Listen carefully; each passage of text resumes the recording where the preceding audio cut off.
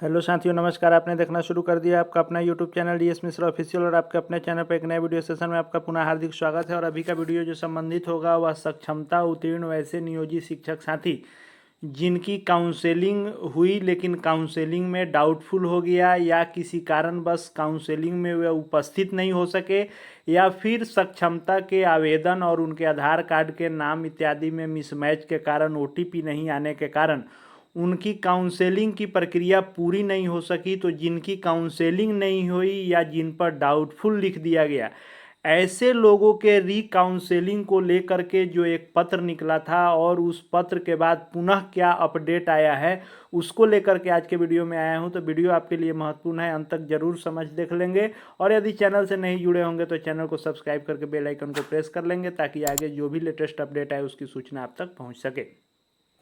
तो आपको याद होगा कि यह जो एक पत्र निकला था जिला शिक्षा पदाधिकारी गोपालगंज यानी गोपालगंज जिले का यह पत्र था। और यह पत्र था कि 13 सितंबर तक यानी 1 अगस्त से लेकर 13 सितंबर तक जिन शिक्षकों की सक्षमता प्रमाण पत्र यानी सक्षमता परीक्षा के बाद उनके प्रमाण पत्रों के सत्यापन का कार्य हुआ था लेकिन उनको डाउटफुल यानी संदेहास्पद पाया गया था उनके कागजातों को, तो ऐसे लोगों के पुनः वेरिफिकेशन के लिए एक शेड्यूल निकाला गया था और त्रिसदस्यीय इसमें समिति बनाई गई थी कि ये लोग काउंसलिंग करेंगे। और जो काउंसलिंग का डेट निकाला गया था वह 3 अक्टूबर से शुरू हो रहा था और इसके लिए बाकायदे एक संलग्न सूची थी जिसमें सभी शिक्षकों के नाम, विद्यालय के नाम और किस तारीख में कहाँ होना है ये सब उसमें लिखा हुआ था। और 3 से लेकर के और 17 अक्टूबर तक काउंसलिंग का पत्र निकाला गया था कि इन शिक्षकों की काउंसलिंग जिनका डाउटफुल हो गया है 3 से लेकर के 17 तक होगा। लेकिन आपको ये भी याद होगा, यदि आपने वह पिछला वीडियो काउंसलिंग वाला मेरा देखा होगा आपने, तो उसी दिन मैंने स्पष्ट कहा था कि यह पत्र निकलने का तो निकल गया है लेकिन यह पत्र अधूरा है, क्योंकि जब तक राज्य से दिशा निर्देश नहीं आएगा तब तक यह काउंसलिंग की प्रक्रिया हो जाना संभव नहीं था।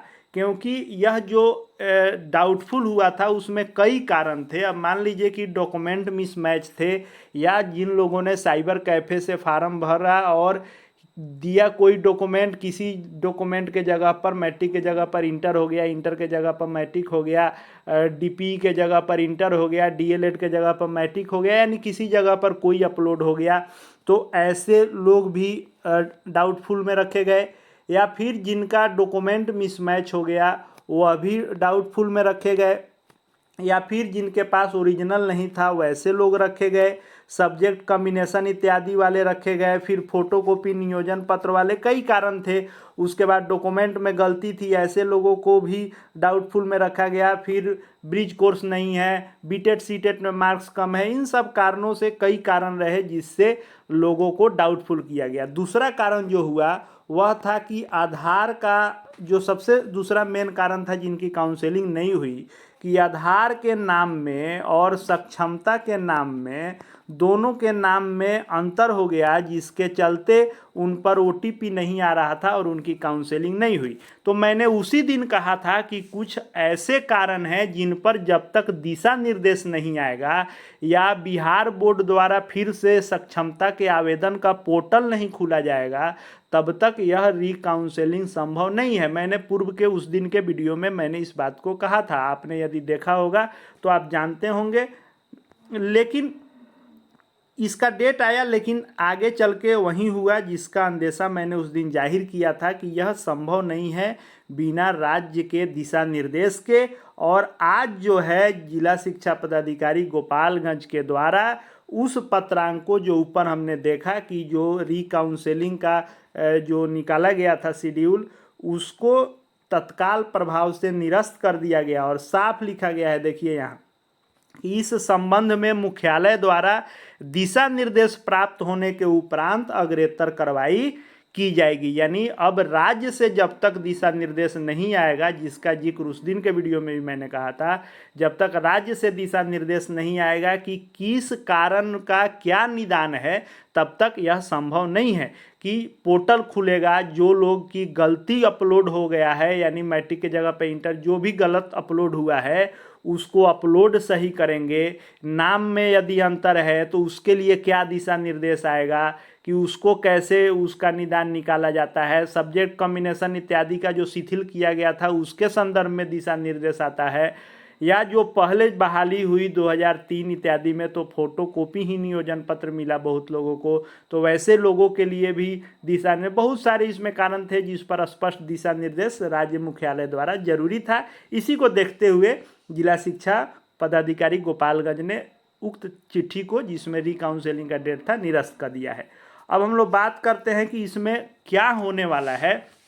तो देखिए, इसमें दो भूमिका है। एक भूमिका है शिक्षा विभाग की, यानी जिनका रिकाउंसलिंग होना है, किसी कारण से डाउटफुल हो गया है या काउंसलिंग नहीं हुआ है, तो एक शिक्षा विभाग की भूमिका है। और दूसरा अहम भूमिका है बिहार बोर्ड का, यानी बीएसईबी का, क्योंकि एक एग्जामिनेशन बॉडी जो थी वह बीएसईबी ही थी। तो बीएसईबी जब तक पोर्टल नहीं खोलेगा तब तक, जैसे नाम मिसमैच के कारण काउंसलिंग नहीं हो पाई है, या बहुत सारे चीज़ है जिसको गलत अपलोड है तो उसको सुधार करना है, तो जब तक बीएसईबी अपना साइट खोलेगा नहीं, उसको फिर रीओपन नहीं करेगा, तब तक लोग सुधार नहीं कर पाएंगे। तो इन दोनों के बीच में कम्युनिकेशन जब तक नहीं होगा, दिशा निर्देश भी जारी नहीं हो सकता है। तो अब तक का अपडेट क्या है कि शिक्षा विभाग और बिहार बोर्ड के अधिकारियों के बीच में बैठक हो चुकी है। लगभग 2 या 3 बार बैठक हो चुकी है, पत्राचार भी हो चुके हैं। शिक्षा विभाग ने बिहार बोर्ड को पोर्टल खोलने के भी बारे में कहा है कि बिना पोर्टल खोले इसका कोई निदान है या पोर्टल खोलना पड़ेगा। यदि पोर्टल खोल करके निदान है तो इसके लिए पोर्टल खोलना पड़ेगा, और बाकी के लिए भी शिक्षा विभाग दिशा निर्देश जारी करेगा। तो इन दोनों की आम सहमति बनी है और बहुत जल्द दोनों के बीच में एक गाइडलाइन तय होगा कि किस डेट से किस डेट तक पोर्टल खुलेगा सक्षमता एप्लीकेशन का, ताकि लोग सुधार कर पाएँ, सही से डॉक्यूमेंट अपलोड कर पाएँ। नाम गलत है या कोई भी विवरण गलत उस समय एंट्री हो गई है उसको सही कर लें।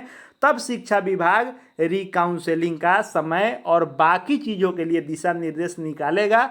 संभावना है कि इस महीने में रिकाउंसलिंग का दिशा निर्देश आ जाए और रिकाउंसलिंग शुरू हो जाए। आगे देखने वाली बात होगी, क्योंकि सक्षमता 1 के ट्रांसफ़र पोस्टिंग को लेकर जिस तरह से लगातार डेट एक्सटेंड किया जा रहा है, ये भी देखने वाली बात होगी। या फिर आप देखेंगे कि सक्षमता 2 के रिजल्ट में भी जैसे देरी की जा रही है, वैसे रिकाउंसलिंग की भी संभावना है। लेकिन अभी इस बात का मैं श्योर आपको नहीं करूंगा कि इस डेट से होगी, लेकिन बहुत ही जल्द आपको रिकाउंसलिंग का शेड्यूल देखने को मिल सकता है। आगे सभी प्रकार के शिक्षा विभाग शिक्षकों से संबंधित अपडेट देखते रहने के लिए चैनल से जुड़ जाएंगे। चैनल को सब्सक्राइब करके बेल आइकन को प्रेस कर लेंगे।